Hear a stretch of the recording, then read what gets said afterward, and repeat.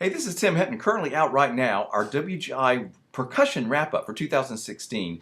Always a really enjoyable podcast to record because we're talking about all these great shows that we saw, things we really like, memorable moments from the weekend. But then what's interesting this year, of course, for percussion, was there was a lot of talk about technology because unfortunately there were a lot of groups that had issues with technology not working correctly. Actually, some really top of the activity groups that had really significant issues. So there's a great, very interesting discussion about this on the podcast, about all of the ins and outs of why this might happen. You know, these are very talented people that have dotted every I and crossed every T, and yet they still wheel in there. They have 2 minutes to set up all this stuff, and still things don't work. And so we're wondering, one, how are we going to make this better? How are we going to fix these issues? What's going on with this? But also, are we trying to do too much? Which is sort of my question. You know, like, are we trying to pack too much into these shows for the amount, the way the activity works, pulling in, schlepping all your stuff in, you have 2 minutes, and then you have to go.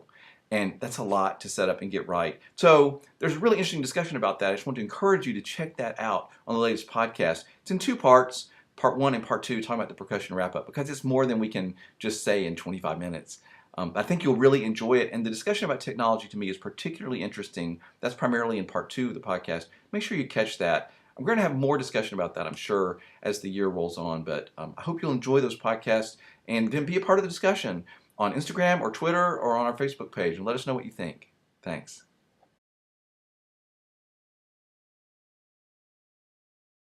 Have a question for a roundtable talk, or have a suggestion for a podcast topic or guest?